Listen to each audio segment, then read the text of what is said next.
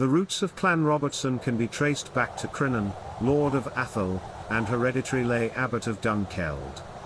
From Crinan, the lineage flows through the royal house of Duncan I, King of Scots. It is through Melmare, Duncan I's third son, that the Earls of Atholl, and eventually the Robertsons, descended. But it is Duncan, the fifth generation from Conan of Glenerochie, who earned them the name Clan Donnachaidh. Duncan, known for his support of Robert the Bruce, led his clan into battle at the historic Battle of Bannockburn in 1314. This pivotal moment in Scottish history saw the Scots emerge victorious against the English, and Duncan's leadership played a crucial role in securing this triumph. The clan's fame and fortune received a significant boost in 1427 after the murder of King James I at Perth. Robert, known as Riach, the Grizzled, captured the king's assassin, Sir Robert Graham. In return, he was granted the lands of Struan, which were erected into a free barony.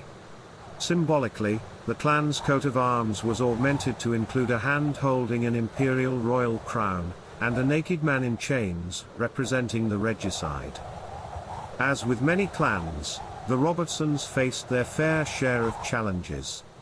Feuds with neighbouring clans, particularly the Stuarts of Atholl, led to conflicts and the loss of some family lands.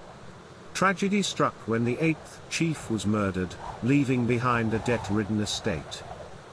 In 1606, John Robertson, a prosperous Edinburgh merchant claiming kinship to the clan, obtained a charter that allowed him to recover the lands of Robertson of Struan without monetary exchange. The chiefship passed to an infant, Alexander, in 1636, and his uncle, Donald, known as the Tutor of Struan, played a pivotal role in the clan's support of the royalist cause during the Civil War. Alexander, the poet chief, found himself in exile in France after the defeat of James VII in 1690. He later returned to Scotland but remained a staunch supporter of the Stuart cause. Despite his sufferings, he stood with Prince Charles Edward Stuart in the Jacobite uprising of 1715. Over the years, the chiefship changed hands within the Robertson clan, facing periods of forfeiture and restoration. In 1854, George, the 18th chief, sold the barony of Struan but reserved the right of interment in the family burial ground. Later, chiefs lived in Jamaica and eventually returned to take up farming in Kent.